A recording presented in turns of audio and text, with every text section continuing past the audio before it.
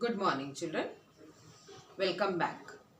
Children, in our previous sessions, we have been discussing about aerobic respiration, anaerobic respiration, cellular respiration. We now know that the respiration that takes place in the presence of oxygen is aerobic respiration, and respiration that takes place in the absence of oxygen is anaerobic respiration. Then we had discussed in our previous session how breathing takes place in human beings. We had discussed the complete process of breathing. How when we breathe, expansion and contraction of lungs takes place. Children, related to this, one or two activities are given in your book related to breathing. This, children, you can even try it on your own. Like, you can take a measuring tape, and when you inhale, your lungs expand. So you can measure the chest size, and when you exhale, the lungs contract. Then you measure your chest size. So you will find that when there is expansion of lungs, the chest size is more, and when there is contraction of lungs, that is when you exhale air, the chest size will be less. Then another activity that is given is what do we breathe out? Okay. There you are given how when you breathe out, you exhale oxygen, and this oxygen, when you pass through lime water, it turns lime water milky. This, children, even in lesson 5, I think I had explained you that this is the standard test for carbon dioxide. That when carbon dioxide gas is passed through lime water, it turns lime water milky. Now, children, what do we breathe out?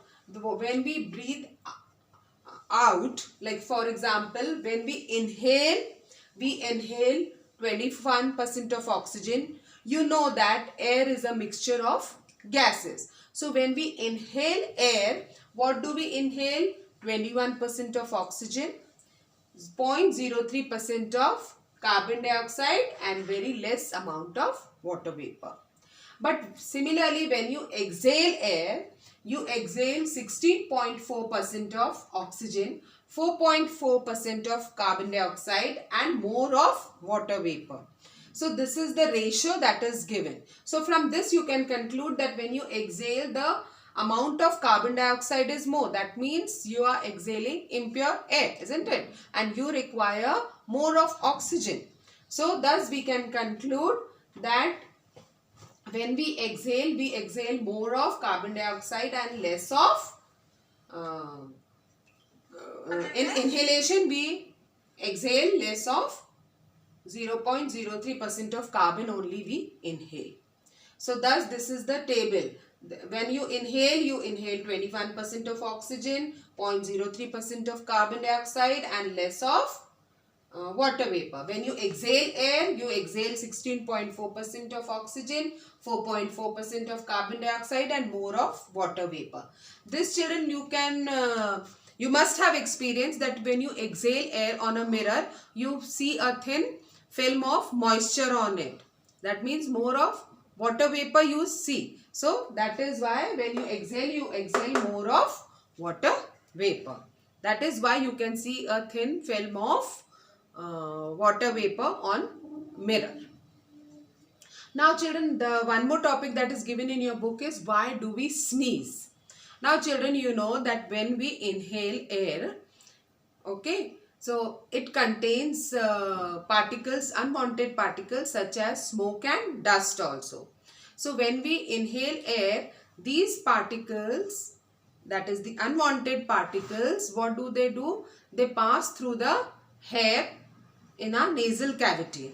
Okay, sometimes these particles are able to pass through the hair, but sometimes they cause irritation to the lining of the nasal cavity, and this causes us to sneeze. And when we when we sneeze, these unwanted particles, what do? They expel out, and the clear air passes through the nasal cavity into our lungs. So this is the irritation of the unwanted particles in our nasal cavity that makes us sneeze. That is why we often say, no, when you sneeze, you should cover your nose with a handkerchief. Now children, we have discussed respiration in human beings. Now today we will be discussing respiration in plants. Okay, we know children that the process of photosynthesis takes place in the plants in the presence of carbon dioxide, water and sunlight. Now photosynthesis and respiration are two different processes. Okay, plants also respire like all living organisms. They take in oxygen and give out carbon dioxide. Now children, each part of a plant has the ability to respire independently. For example, we have learnt in class 6th that there are tiny pores present on the leaves which help in the exchange of gases. Tiny pores that are present on the leaves called as stomata in plants, they help in respiration process or they help in the exchange of gases. Then the woody stem also in certain plants, or it also respires independently. Then the roots also respire independently and they absorb air from the soil. Now this air, it is present in the intercellular spaces between the soil particles.